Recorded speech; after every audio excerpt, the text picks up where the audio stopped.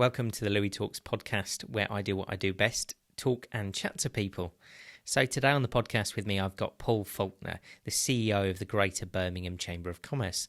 Now, I only met Paul a few months back at the Transatlantic conference in Birmingham, but we had a good conversation afterwards about what he was doing, what the Chamber in Birmingham was up to. They've got some amazing new initiatives and events, such as Future Faces and the international work that they're doing. Now, I've worked with Chamber of Commerce organisations for about 12 years now, and they helped me manage my export clientele in 17 countries around the world, but also network locally. So I work with them both on a local and international level. And I just really felt that I had to get Paul on the podcast. He'd had such an interesting background before he got into the Chamber, so we'll talk about that and also dive into what the Chamber can do to help your businesses, for the listeners and watchers out there, to help you grow and scale your business as well. We talk about what it's like to be in Birmingham at the moment, in all of the development and excitement that's happening. But we also talk about business agility in general and touch on many other topics. So please enjoy this fantastic interview with Paul Faulkner. So good morning, Paul. Really great to have you on the podcast. Thank you so much for joining me today. Good morning. No, great to be here and good to be doing this. Yeah. Absolutely. So I just want to sort of jump straight in because, as you well know, I'm a huge advocate and fan of the Chamber. I've been working with or member of various Chamber organisations for probably coming up to about 12 years now. Well, so we real... love that. Absolutely. Definitely. And as you well know, I grew my international network. We were exporting 17 countries around the world. And I'd say 95% of that came through the Chamber. Wow. And managing it was through the Chamber. So although we might have had the odd contact come through that wasn't direct from the network, actually managing it there onwards, the Chamber had a huge part to play in my business, both in the UK and internationally. So I am so honoured to have the CEO of the Birmingham Chamber on the podcast with me. And I'd love to hear a little bit about your background, what got you to being involved in the Chamber, your career up to this date. Just tell the listeners a little bit about you and what you do now. No, I will do. Yeah, sure. And no, just to say, I'm honoured to be on the podcast, Louis. So thank you very much for asking me. And it's great to have such a champion and an advocate of the Chamber. We've got a great team here who work very, very hard, but and we know that we deliver lots of benefits and results to businesses of all shapes and sizes. But when you've got somebody who's been successful and is able to sort of talk about it themselves, rather than us just trying to sort of say this is what we can do, then it's so powerful. So just to start off by saying how welcome it is, and we welcome how vocal you are about it, because you're a passionate, genuine individual, and had that sort of success that you have. And so it's great that you're out there fighting the fight for us, and ultimately directing more businesses, more entrepreneurs towards the Chamber, because we want to help people. That's what we're here for.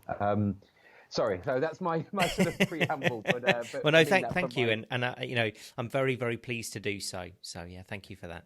Yeah, I mean, in terms of sort of my background, I guess I've had quite an eclectic career, you could say. I started off when I was at university. I studied history, so the trouble with studying history, brilliant degree, but didn't know what I wanted to do with it, and that led me to start my career in a credit card bank.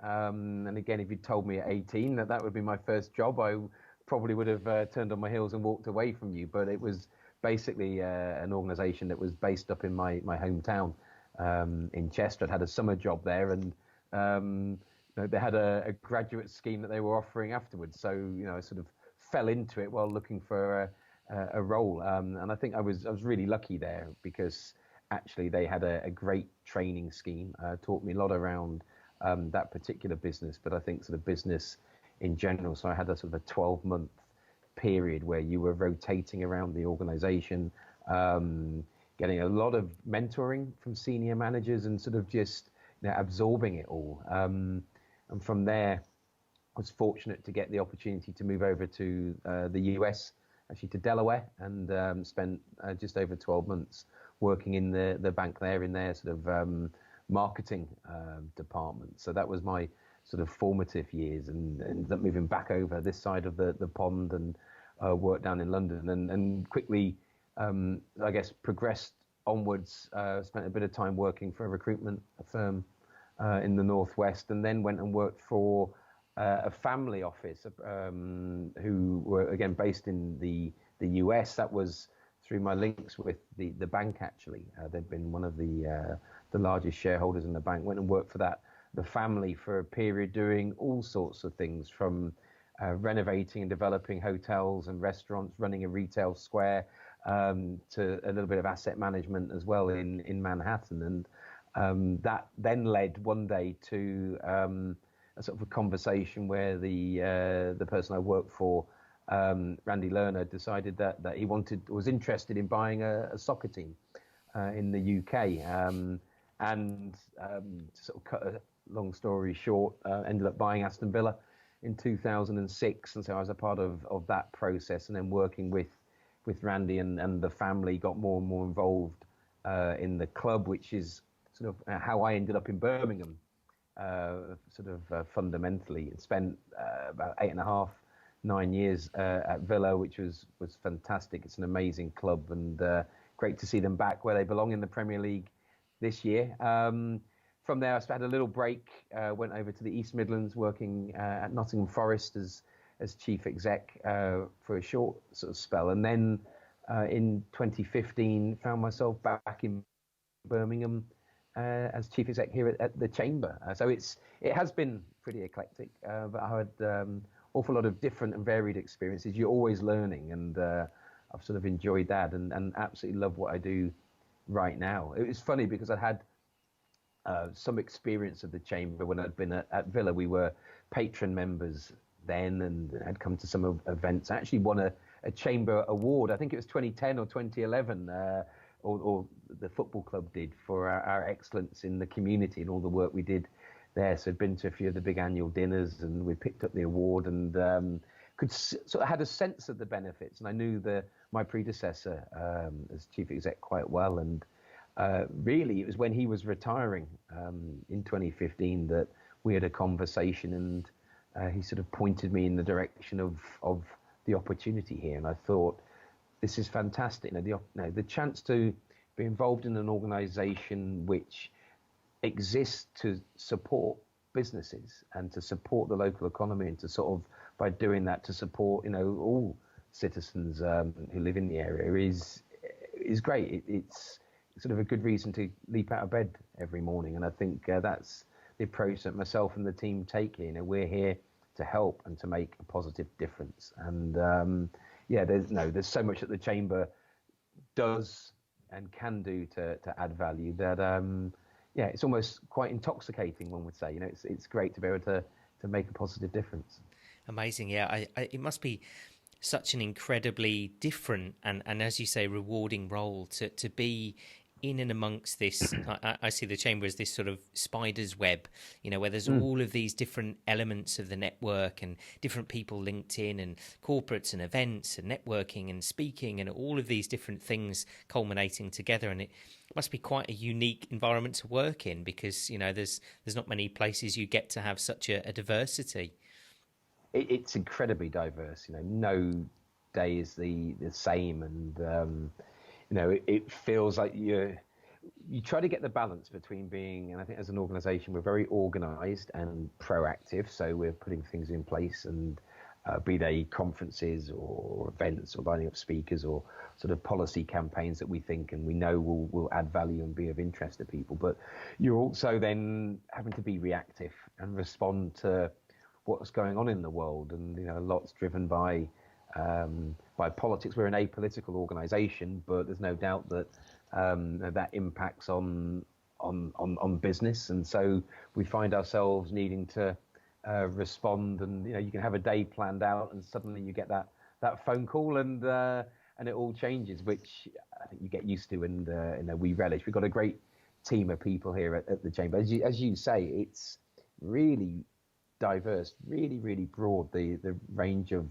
things that we cover, from simple sort of networking events in the morning through to very detailed work around export documentation. We process about 5% of all export docs in the country here in Birmingham with our team. We've got a translation service who are working for doing work for the UN. Right now, we're providing export support, as you know well, and sort of through our DIT contract with, we're leading sort of policy work where right now we're doing a lot of work around Brexit and helping businesses be prepared as much as they possibly can be, or working with the council on the clean air zone that's coming into effect in next year in Birmingham, right through to producing an awful lot of business news and content every single day, and trying to sort of spread the message of what our brilliant businesses in the region are doing and sharing their stories. And we're seeing that grow and go from strength to strength. So yeah, it's busy. We cover an awful lot of ground, not just in the topics, but also the geography, because we're the Greater Birmingham Chambers, so it's very much Birmingham and Solihull and Sutton Coldfield, but actually spreading into Southern Staffs and Lichfield, Tamworth and Burton as well. So very, very broad, very diverse, brings its challenges, but an awful lot of fun trying to knit it all together. Yeah, I can imagine. And I think the thing is that always surprises me with the Chamber is that reach. It is that, as you said, thinking back many, many years when I first really got involved in the Chamber in different capacities, sometimes it was a networking event. I mean, obviously, I spoke at one of the Future Faces event. I'm losing track of my days, but last week, I think. Last week, wasn't it? Yeah, last week. And what an incredibly fantastic and exciting event to go along to with young entrepreneurs and young professionals. And it was a panel discussion. We're all sitting there talking about what it's like to build businesses and the pitfalls and some of the ways getting through it. So, from that point of view, from a local level, of being able to offer that support at a local networking event, and I think a lot of businesses getting to know the right people, whether it be a service, you need a website building or marketing doing or branding, or it could be the right accountant, the right lawyer. And so I think that for me is what really sums up the Chamber. Is it's a human network. And that's how we leveraged it, both in the UK of going to a networking event and, having a chat and finding the right people to work with, or on an international level, being able to pick up the phone and speak to somebody in Mexico or Kuala Lumpur within sort of 48, 72 hours. And speak to somebody who's in the marketplace, who has ties with British businesses anyway. So from a cultural perspective, they understand that. But also to deliver the right partners. So an anecdotal story for the Chamber. You've heard this one before, Paul, but for the listeners out there. So we got a request from the Mexican market to export. This was in 2010. I was sort of pushing it away, saying, this is ice to Eskimos. I don't really understand how a British chocolate company is going to sell chocolate successfully in Mexico. I kept pushing it away, and eventually the distributor got in touch and said, look, we've just got the products into the biggest department store in Mexico. So saying, okay, this is interesting. We phoned up a couple of support networks. The Chamber, unfortunately, at that time wasn't our first port of call. We were basically trying to figure out what certification we needed. Long story short, we were told by an organisation that helps exporters export that we needed a milk origin certification. We got it done, sent the pallets over to Mexico, and literally within a couple of days of them arriving, we had a message from customs saying, none of the certification is right, we're going to destroy the products. And I was in Mexico at the time, got in touch with the Chamber, and within hours the Chamber put me in touch with a lawyer who solved the problem, sorted out all the right certification, and got our pallets out of customs.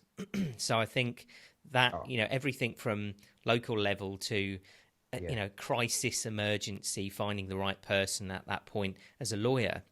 So I guess in terms of if you were to try and explain that in a couple of different ways. If a business or an entrepreneur is sitting out there listening now, what does that service look like? I know it's so broad, but I think for me there's the local stuff and then there's the international, and obviously they fit together very well, but they're also separate in a way. And I mean, so internally, that's what we've been doing and we continue to do, is to knit it all together. We hide the wiring, so to the business, the individual, the member, they don't need to know how our different sort of teams operate. But I guess it's a bit of a triage service, if you like, and it's about listening to what people are saying, and then, as you just illustrated, being able to point them in the right direction of the person or the event or the service which would best help them. And I think what we sort of look for, and we're always talking about, and we try to encourage anyone who's thinking of getting involved in the chamber or just got involved, is to engage with us and to engage with the chamber. And I think it's by engaging, and it's a two-way deal, and we'll make sure that we've got people here who'll equally be sort of trying to drive that engagement. But that means talking, it means learning, exploring, and kind of, I didn't realize it did that, I didn't know that you did that. Or we may have certain things coming up, and it's by raising them and flagging them to people. They go, oh, actually that is of interest to me, because I hadn't mentioned it, but actually I am looking to export to Mexico, so that's very, very timely. And I think the more that there is mutual engagement, then the deeper the benefits run. And I love that phrase you used about that sort of human network. And what I've seen is that the more that people who are involved are very generous, and they're very generous with their time and wanting to help. And again, your example was brilliant. And there you are in Mexico, and you call the chamber, and here's a problem. And it's one of the really powerful things that while, say, we're sat here, or I'm sat here in Birmingham, I'm representing the Birmingham Chamber, there is this network around the world. Chambers have been going for hundreds and hundreds of years. And when that phone call or the message comes in, people sort of mobilize and will try to help you. And in that case there, great solution sort of found and disaster averted, and you're up and running then. And without sounding too corny, there's a great sense of satisfaction from providing those solutions and putting the experience and the contacts to work. And a little bit, you're sat there in the middle. Here's a problem. Well, here's someone we know who has an expertise in that particular field. Let's link you up. And again, that generosity comes through where people will want to help. I think humans in general have a generous of spirit, and then we help to sort of facilitate that. And ultimately, business gets done, and that's what we're looking to do. We're driving that the economic cycle. Yeah, I completely agree. And I think that I've always said in business, and actually said at the Future Faces, I think when building a business, there is an element that old saying, knowledge is power. And so you have to know your product, you have to know your industry. There is a huge amount of learning and education and knowledge growth. And I think that's where the chamber come in really well, is that, like some of those young people that have approached me since the Future Faces event, who are saying, I'm thinking about doing something, I'm not quite sure, I'm still in that idea phase. And so the advice is knowledge build.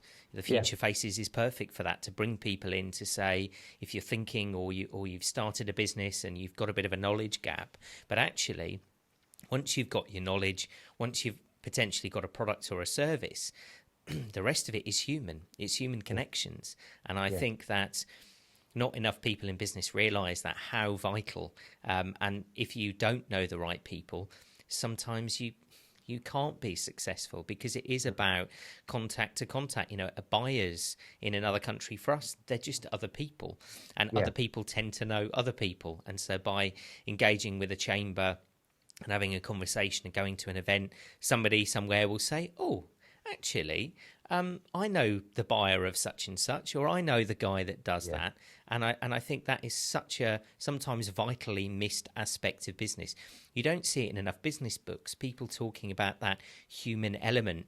Yeah. And again, as a little anecdotal story to just show how apparent this is, the reason I got into Mexico was because I spilt hummus down a guy's suit. So I was at a networking event in London. The girl who'd organised it got this sort of veggie, vegan kind of spread, lots of hummuses and pulses and stuff, but got these super flimsy paper plates. So Right. we're all kind of putting this stuff on and like balancing all this sort of food juice, like sloshing about in the plate. And I turned round and spilt it all up this guy's suit. And I obviously apologised and was, sort of offering to have his suit cleaned for him. And we had a really good chat. And after about 10 minutes, he gave me his business card and it said President of ING Private Banking. 2 weeks later, Wow. he invites me to an event. I meet a guy at that event called Jamil Alani, who's coming on the podcast very soon. And Jamil had a call the next day from somebody he went to uni for, who was organising a chocolate show in Mexico, and he said to Jamil, do you know any good UK chocolatiers? The connection was made, and about 6 months later, I flew out to Mexico for the first time. So that's the example. I think you realise how much business is built on people, and what I always find just staggering is, I maybe have a slightly different role in some of the chamber things. Obviously, I've done a lot of speaking for the chamber as an organisation, but even so, I'm staggered with every single time I do an event how many people I end up working with off the back of that. And you know what?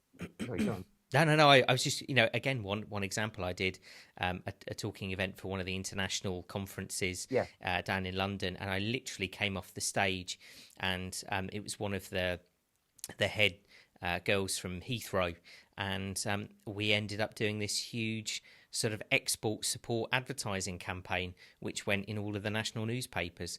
So it's it's this incredible people to people connection that I just can't stress enough as an entrepreneur how important that's been to me. It's so powerful, and you can call it sort of serendipity or good fortune, but it's that old adage of the harder you work, the luckier you get. And you were at that event, to spill the hummus in the first place. And it's like all these things, isn't it? The invites pop up and you think, oh, you know what, I've had a long day, I'm going to skip it, or and head home and put the telly on. Or you go, you know what, no, I'm going to get out there, I'm going to push myself and do it even when maybe I don't quite feel it or slightly out of my comfort zone. But you did that, and sort of triggered all of those events. And that's back to the engagement. And I suppose as at the chamber, you try to provide a whole range of different opportunities for people to engage with each other through the chamber. And then, lo and behold, connections are made and business gets done. And again, we may provide support or services along the way to help facilitate that. But fundamentally, it's about creating the space and the opportunities for people to make those connections in the first place. But you've got to go out and do it. And, that's where, so like the event you were doing last week for Future Faces, it's people like yourself being generous with your time and wanting to share, which attracts others in, and they want to learn. And, again, you'll make more and newer relationships, and that hopefully be good for those who are talking to you. But I'm sure you're learning as well, aren't you? You're getting something from all of that. And there's a beautiful sort of so it's mutually reciprocal, I guess, the benefits, and it is very powerful. Sound a bit evangelical about it, but you see it working, and you go, no, this is how businesses get better. This is how you overachieve, you overperform, and how you can help make your business a success. It's good old hard work. Yeah, definitely. And so I guess coming on to that, Paul. In the next 6 months, what are some of the things that are going on with the chamber? If people out there listening are now absolutely champing at the bit to come along to something, what are some of the things that are going on that people should come along to? I mean, we have a whole range of different sort of events which are phased throughout the year. So you mentioned Future Faces. So we've got their annual dinner and awards at the ICC in central Birmingham on the 20th of September. So that's it's a big celebration of young professional talent in the region. There's 8 or 9 award categories. So, people will be up there with trophies, but it goes deeper than that. It's about celebrating everybody in this sort of this melting pot of talent that we've got right now, and having a night to shine a spotlight on that. So I mean, you've got an event, a big sort of black tie event like that. I mean, Future Faces, will have 2 or 3, sometimes more events, every single month, which again, young professionals can get along to. And I always say, come along, sort of try it, just sort of see. Invariably, the quality of the event will, and the people you'll meet will, it will sort of sell itself, as it were. And again, what we need is people to engage in the first place. We've got a big expo coming up in mid-October at Villa Park. So there'll be about 1,000 delegates there, 80, 90 exhibitors. And that's a great, big event, and a brilliant way for packing in an awful lot of network and contact building in one day. Always urge people to come along and attend those. They're free to attend as well. So there's no sort of barriers to coming along. Just sign up, and as a delegate, we've got a big event coming up in Solihull in mid-October as well. Their annual dinner and awards, again celebrating the best of Solihull. We've set up a Commonwealth Chamber of Commerce division, which sort of sits with our international team and our membership team, and we've got a number of events through that in the autumn, and that's great for building up or developing opportunities for bilateral trade with different Commonwealth countries. Also, of course, for getting plugged into the network, which is going to be sort of booming in this area as the Commonwealth Games draws ever closer. So that's another opportunity for people to look at. And then, I mean, there are so many just sort of different opportunities to connect on a pretty much a daily basis. We do nearly 250 events a year across the region. So, I'd always say, get online onto our website, check out the events calendar, and there'll be something there for everybody, spread out different times of the day, because we recognize people have different sort of working patterns and responsibilities at home. So what we try to do is to offer up a mix and a blend, and get them far enough ahead so that you can plan your diary, and more than anything is get involved, get engaged, tap into some of our digital comms as well, and start to see what the conversations are, what's happening in the region. And if anyone wants to find out more, then pick up the phone, come in and see us. You said it's about that human network, so we're happy to talk via any channel, but it's always better when it's face to face. Yeah, definitely. And I think, like you said, it's always staggered me the amount of events that are going on, obviously in the region, the chamber as a whole, the international side of things, the meet the buyers. But I think it's a case of a lot of entrepreneurs get a bit horse blinkered. A lot of business owners do. And I think sometimes I've always felt to leverage the chamber network, it is just about getting in touch, keeping in touch, finding out what's going on, because with so many events going on, it's not always the case that you're going to see everything. So I think it's almost your job as a member to keep your eye on the ball and figure out, well, what's actually, what could be beneficial for me. And sometimes, like you said, trying events that perhaps you wouldn't normally go to, because you never know who's going to be there. It could be your next business partner, or a guy you spill hummus down his suit and go to Mexico. It's Absolutely. It's that great thing, and like you said, it's that case of being in the right place makes you lucky, working harder makes you luckier. And what we try to do is to make it easy as well, so and that's where our team of relationship managers work very hard to understand the particular nuances of every business and different individuals, and try to match up those opportunities. And we use our comms well to try to flag up the particular sort of highlights, make it relevant, so we don't over bombard people, but make it simple for them to navigate the sort of the whole maze of different activities that we do operate.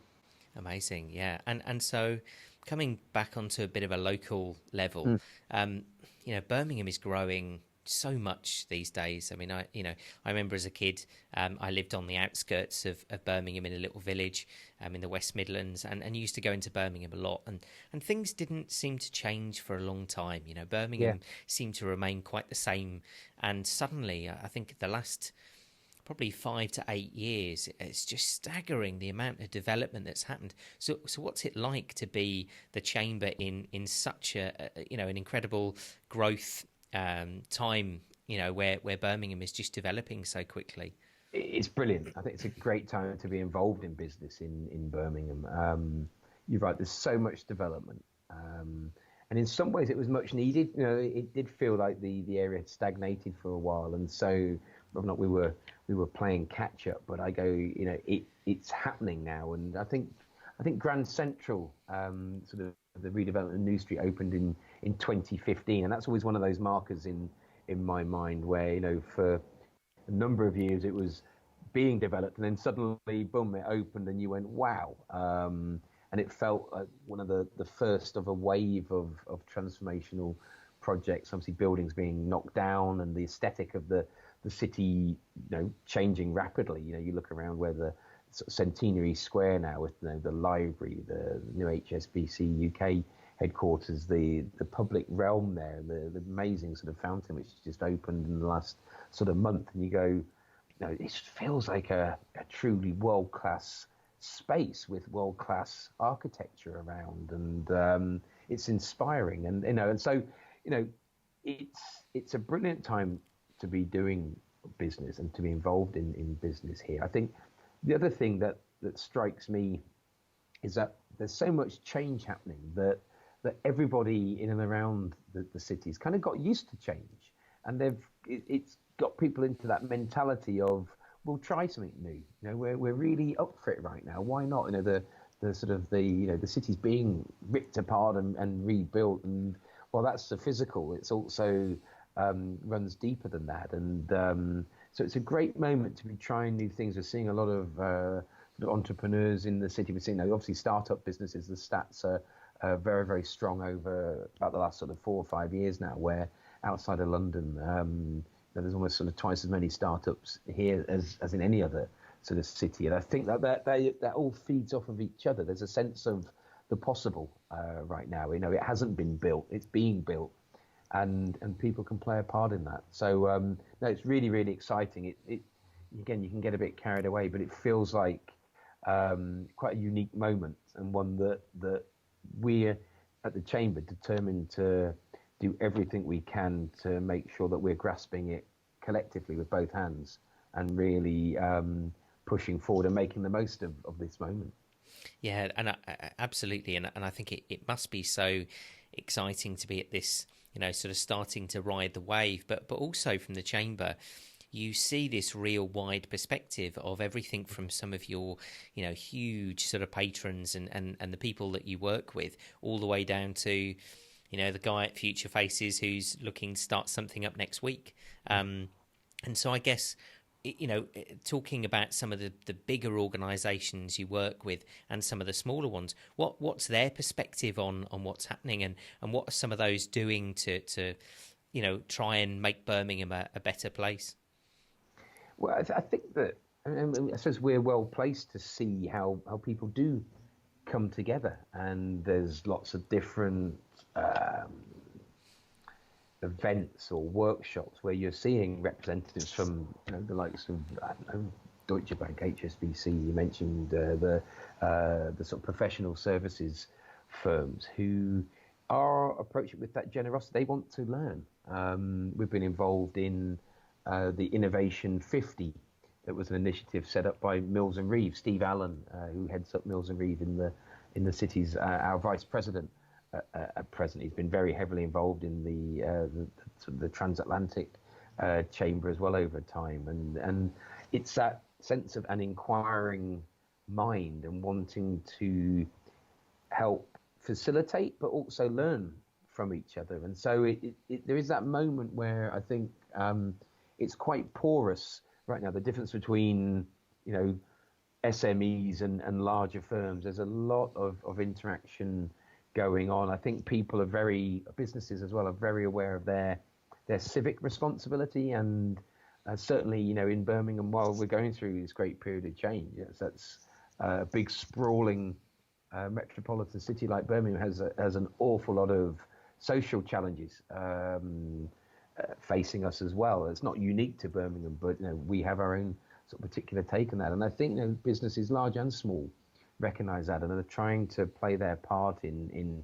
mentoring, in ensuring that the sort of the CBD, the sort of Colmore Row area, isn't just a load of glass towers, but people from within the city and within, say, a mile or two from there can't access. So there's a lot of I think sort of outreach and great schemes going on, and a desire to tap into the local population, tap into the latent skills base. Quite often there's a lot of work to be done to ensure that people can connect, but it's the sort of the business community as a whole is recognizes that, and I think wants to play a part in tackling it. Certainly it isn't easy or straightforward, and no one can do it on their own, but it's that sense of that collective responsibility and collective support. And again, the Chamber, we see an awful lot of that, because we try to not badge or put people into boxes or silos in terms of ultimately a business is a business, and we want to bring everybody together. Yeah, I think it's so nice when you see that coming together, these bigger events where you have got the larger businesses giving their perspective. We saw that at the Transatlantic Chamber, the conference, where you've got businesses that are doing millions and millions worth of turnover in Europe and overseas, and talking about their perspective, and then startups. So I think that sort of cross selection. I mean, I think one of the best examples seems to be Gymshark. A real proud business from the Midlands, and all the incredible work that Ben has done, but what passion and excitement Gymshark are sharing and talking to the business community, like they did at the Transatlantic Conference, as how they built their business, and obviously they're quite unusual, very untraditional, but still, incredible advice. And I think that's just so important for this boom of startup that's happening. I mean, obviously, a good number of years ago now, but the UK economy is now led by the SME. So I think that there's this incredible change happening. But like you said, it's great to see that so many of these big businesses are recognising this and actually giving their time, advice, and helping support in even a small way, like Gymshark sponsoring a load of membership for the Future Faces. It's very, very small things, all the way up to big things of actually coming to conferences and sharing marketing strategy, which coming from a business like them is just gold and it's invaluable information. Well, I mean, Gymshark, a great example of that generosity of spirit, because the business is booming, and we sort of heard at the Transatlantic Conference how that it's grown, and about 50% now of their business is done in North America, and how they're looking to put sort of bricks and mortar on the ground on the West Coast, and clearly that's a business which is on a phenomenal upward curve of growth and development, and linking in with the Chamber, with Future Faces, they genuinely just want to give back. They're not, they ask for so little from us. They don't want branding or almost even acknowledgement. It's about, hey, how do we make a positive difference? Because while we are a global business and we are sort of growth, and we're the darlings of lots of the media, they're rooted in the West Midlands. They're very clear on that. They're very proud about that, and they want to support businesses here and around, because it's the right thing to do and the chance to give back. And you sort of see it. You can imagine, sort of running the Chamber. It's phenomenal, because we feel very fortunate to have their support, their input, but they're doing it for the right reasons, and that's very, very powerful, very powerful. Absolutely, and I think one of the nicest things I've seen is this culture shift, where I think that the businesses like Gymshark are leading it across the business environment, where not only is it about caring more as a community, but actually caring inwardly. You see a lot of sort of old-fashioned businesses that are struggling with staff retention. They're struggling getting in new talent, and a business like Gymshark with an average age of 22, 23, 185 million turnover business, and you sort of it's really great to see that shift happening where they're bringing up and talking about some of these conversations around, flexi hours and mental health in the workplace and all of these things that we all kind of, I think, have a sense that they're important, but it's only when businesses like them start to really profile it and say, no, this does matter. It is about looking after your community genuinely. This is not a CSR approach where, like you said, we want, all the PR and the big badges for helping, but actually this is just genuinely being a little bit more human and caring for our staff and my memory sort of escapes me, but the two guys that spoke at the transatlantic conference, the passion that exuded them about the Gymshark brand, it's almost like two directors were standing on stage and you're saying this is such an unusual situation to have, but so great that a company like that is highlighting it and saying, look what happens when you care more about your people, both internally and externally. Look at what a brand can do with that. So I guess, what's your perspective, being in the middle of all this sort of excitement and different businesses? What's your perspective on the way that business is changing as a whole, culturally and becoming more human? I think it is. I think it's moving at pace, isn't it? And, what we try to do is to shine a light on best practice such as that. Because say that example of Gymshark and the two members of the team who spoke at our conference, it was genuine and it was infectious, and you had you couldn't fake that, could you? And I think people come away going, this is a powerful organization. What's their culture about? And that's where when you profile it and others, you start to share, and people, there is an appetite to learn and to sort of follow those, and maybe it's success, it's being successful. So people go, well, how are they doing it? But it's like anything, you can't just imitate, you have to understand it. If you just take a photograph, you won't necessarily see what it's like in 3D. You've got to get a better sort of sense of perspective. So say, for example, our policy team, working with our marketing and comms team, we'll always have a couple of months each year where we'll run very specific campaigns around best practice. So we've got one coming up in September, which is all about business adaptability and resilience. So again, businesses who've faced challenges, or how have they managed risk, or how have they changed and overcome adversity, and sharing. And it's sort of very much about sort of thought leadership. And then in the spring, in March, we're running our Growth Through People campaign, and it's it does what it says on the tin. How do you grow your business? By helping to make your people more productive, and sharing different techniques and ways. And Gymshark have participated in the past, and that can be from office environment to thoughts around how we're dealing with working hours, to sort of mental health in the workplace, all of the topics which are very prevalent right now, diversity and inclusion, and why it matters, not just sort of numbers on a page, but actually how it sort of influences your organization and makes you better. We try to sort of aggregate it in these particular sort of campaigns and share it out there. There's lots going on a daily basis, and I suppose that we use our the newsletters and social media to try to shine a light, or events such as you were talking at last week for Future Faces, and then put the real spotlight on those campaigns. And as I say, there's an appetite to learn.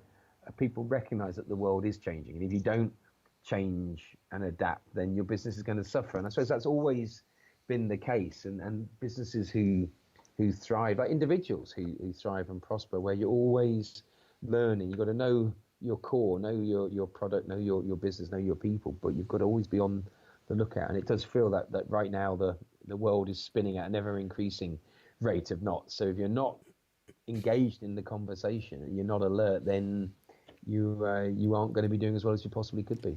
Yeah, definitely. I mean, I think Gymshark say it really well: evolve or die.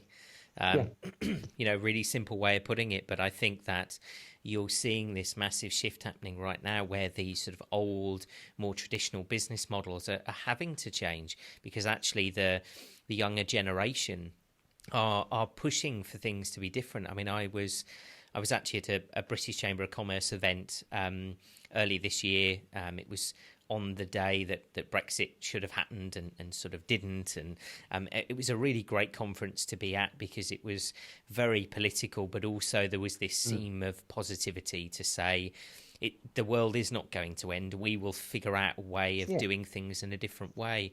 And there was a top economist at Indeed who was at the conference talking, and he was showing you the statistics of job searches that were going on.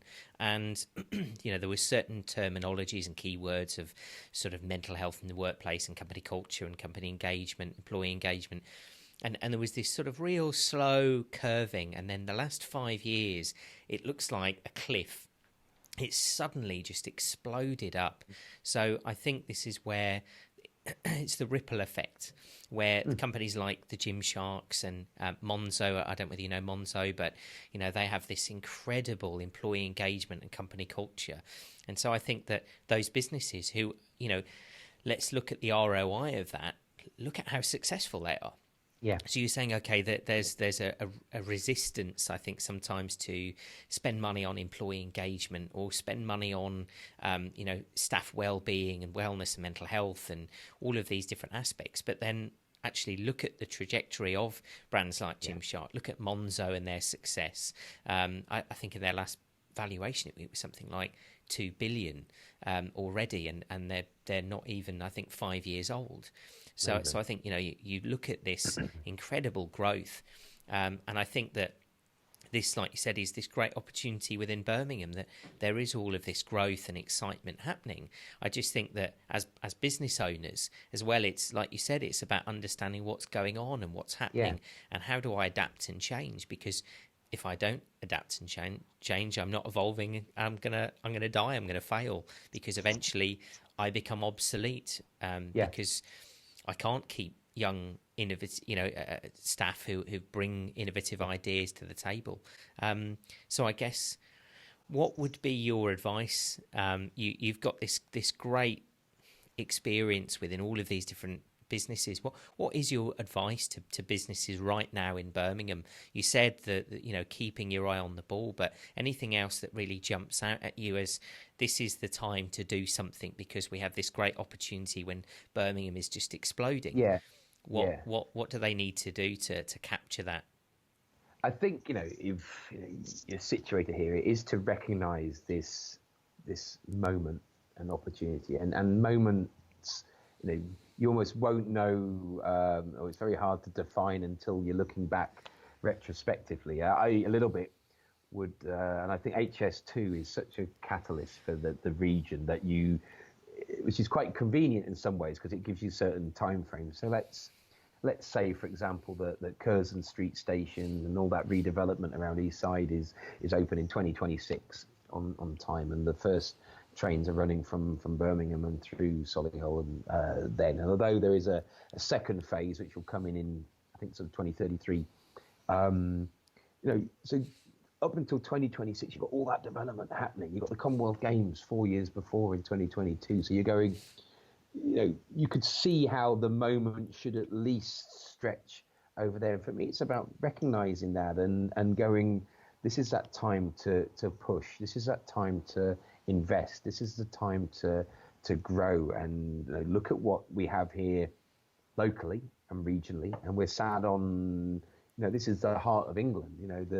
The West Midlands is a huge, densely populated. We've got sort of 4 or 5 million people in the combined authority area. There's a lot which can be done here, beautifully positioned within the country, so it's a great base. We're no distance from anywhere really, right in the middle of it all. But we're also, we've got that history and tradition of export, and there's a lot of support and knowledge, and so you can grow from here. And this is that time to be pushing that bit harder, not to be resting on your laurels, to recognise that,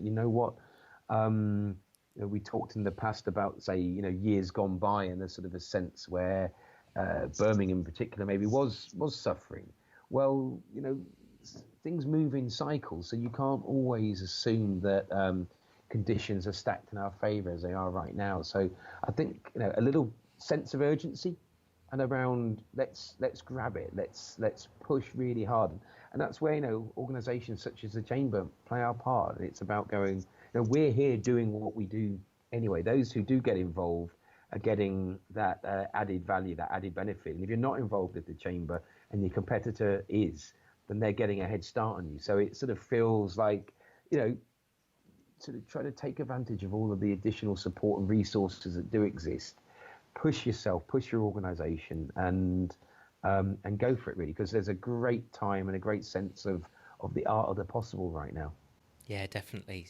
So true, Paul. And I think it's that balance for me of, Birmingham is a great place to be doing business. And if there's anyone out there listening that, or watching that is from Birmingham and or wants to come to Birmingham, what an incredible place to be. But I think past that as well, we're also entering into a global stage. Is that, if you are a business in Birmingham or Skegness or John O'Groats or Cornwall, there is absolutely no reason why you can't be playing at an international level very, very quickly. And I think that balance of, getting the local things right. Yeah. And because sometimes, and I find this a lot with business services, you do want somebody that's down the road. You don't necessarily, want, let's say a marketing agency or whoever it might be. You don't necessarily want somebody that's in America or Canada.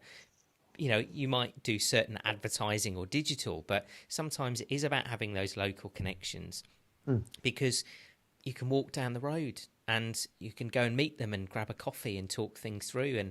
And, I myself, I think, are very lucky that I've met an awful lot of very good friends through the Chamber network. And whether probably a lot of us will never do business together, but actually it's that network of people that you can go and meet up for a pint and sort of, talk about what's going on and get that kind of group advice and find mentors and people. So that's so important. But then it's the international level. So I think it's absolute prime time for people, for me, to realise how important that international network is in the Chamber. So I'd love to hear from you, even if it was just a couple of minutes, really talking about what that looks like as an international side of the Chamber. If a business comes to you and says, I'm interested in B2B, B2C globally, well, how does that happen within the Chamber? And I suppose, the even just the name, the brand Chamber, it's one of those which everywhere around the world there's a Chamber of Commerce. You go into Disney World in Florida and you go into the Magic Kingdom, and the first building on your left where you go to get your Mickey Mouse dollars, it's the Disney Chamber of Commerce. And I love that because it sort of shows how, in all sorts of walks of life, the Chamber represents business, and it represents a place where you come together and sort of, as we spoke about earlier, can find that support. And so what we're able to do, as the Greater Birmingham Chamber, we tap into the broader British Chamber network. So there's 53 chambers across the UK. So again, you may say, oh, I'm looking to do something in Aberdeen or on North Sea oil exploration. Got any ideas? And we can very quickly link you up with somebody there who would have that experience or expertise. And it kind of works globally, and through both the British Chamber network and then our own contacts that you've developed over time. People, or even if you don't know individuals in certain places, you can kind of reach out to that entity, and that chamber to chamber connection sparks up that conversation really, really quickly. So that's incredibly powerful, and it exists organically in that, the sort of the global network. There's loose affiliations, but everyone is operating independently, so it's not sort of one body controlling them all. But Chamber somehow is that calling card, and that's what we can leverage. And so it's a very, very powerful network, and pretty much anywhere and everywhere. And so if you've got that query, it's a great place to start. And again, we've got sort of teams within our operation here who specialize in that. And if they don't know someone directly anywhere else in the world, then they'll know the person to contact or the number to call. They can make that initial introduction, and you're off and running. And we do the same. We sort of reciprocate, and you do it because that's how business gets done. And if someone from wherever in the world is coming to us and saying, "Hey, I'm in Birmingham. This is what I do. I'm looking for X, Y, and Z," we'll go, "I'm sure we'll be able to find somebody, because we know that those people based here, it could be an opportunity for them." And again, we want to help facilitate business getting done. And so it's that mix of, there's personal links, but it's truly all over the globe. And so we like to make the most of that. Yeah, amazing. And like I said, that's where my experience came from. I sometimes think I was a bit late to the party with the Chamber. Obviously, been working with the Chamber for a long time now, but I was late to the party in the sense of realising how valuable that was. And so, as a very small company in the grand scheme of things in the West Midlands, producing all of our products in the UK, we managed in 6 years to get in 17 countries. And so that's amazing. And that's it. That's my example, is saying to anyone out there, anybody can do it. If a teenager from the West Midlands can create a global business using the Chamber network, there is absolutely no reason why anyone can't. And and not to cast a shadow on this otherwise very positive interview, but with the whole sort of Brexit looming and all of this uncertainty, I know the Chamber is offering an incredible array of ways of helping businesses understand that. So I'd like to hear that from you. But I think the message that came through from the Transatlantic Chamber is, but adapt and change, and there's a big wide world out there, and if you are worrying about Brexit and you are a rail company that sends 70% of its products to Europe, there's this huge global market, and there's lots of railways being built elsewhere, and so there's lots of examples of that, saying there's this world of global opportunity and possibility. And in the digital world that we're talking through Skype on a podcast, but it doesn't mean that you can't be talking to somebody on the other side of the world instantly. So I think that with the climate that's going on in the UK, I think that's a very powerful thing, is to look at that international network through the Chamber. And if you are concerned about Brexit, sometimes maybe that's a little bit of a push to say, maybe you should be looking elsewhere. Europe is a great and wonderful place to do business, but also I feel like this is an opportunity for Britain to respond and become a bit more global, to become a little bit less Europe focused.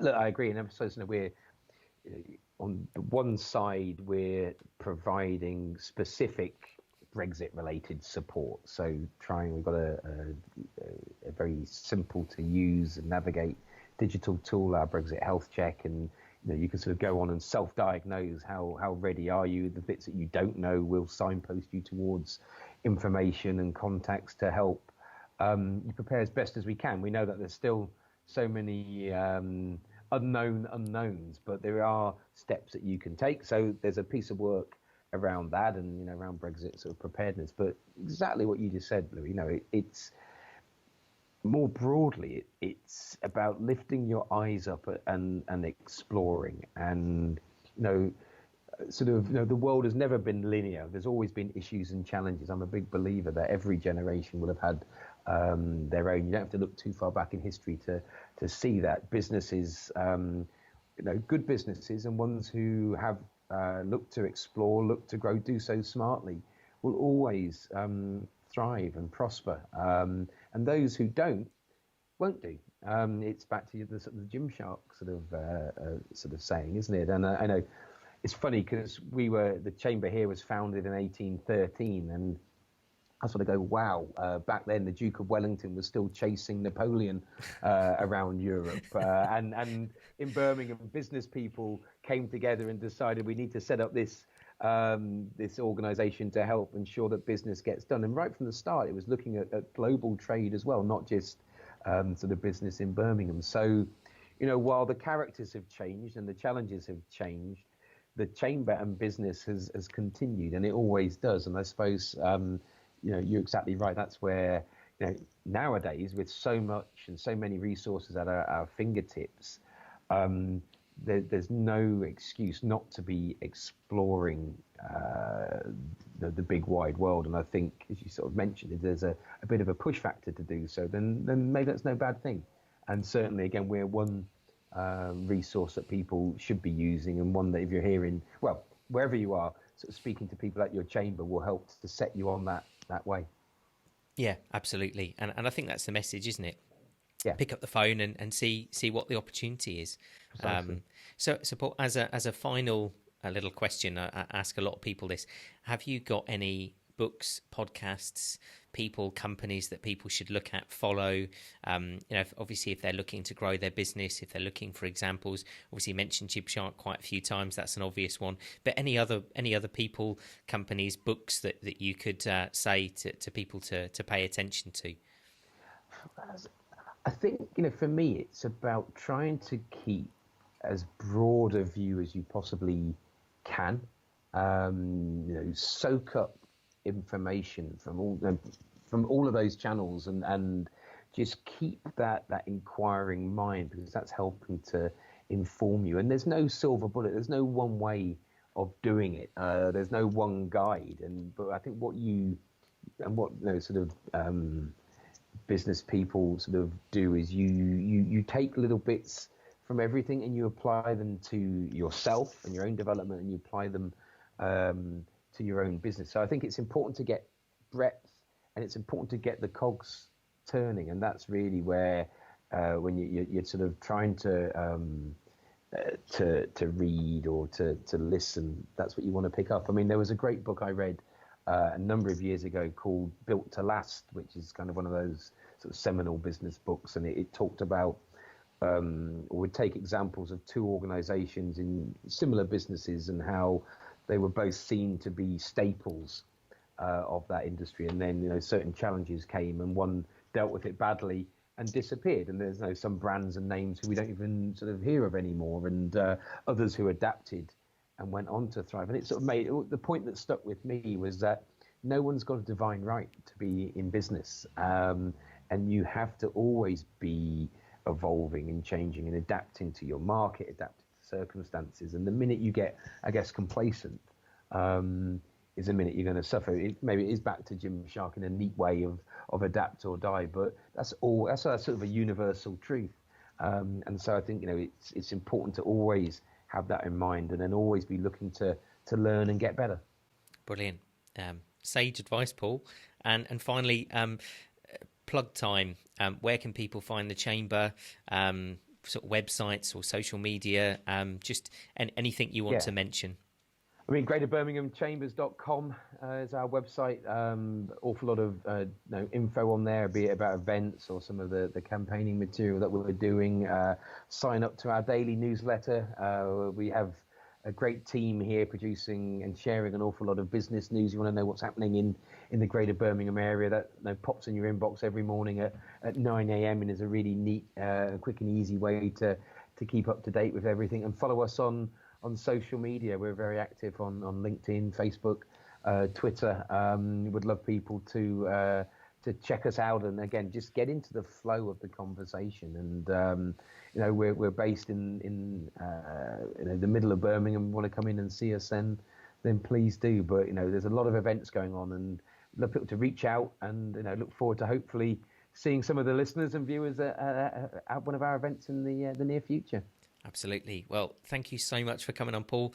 Been an amazing conversation, and thank you. Looking forward to seeing some of the listeners as well at the events. Yeah, Great. Thank you. Thanks, Louis.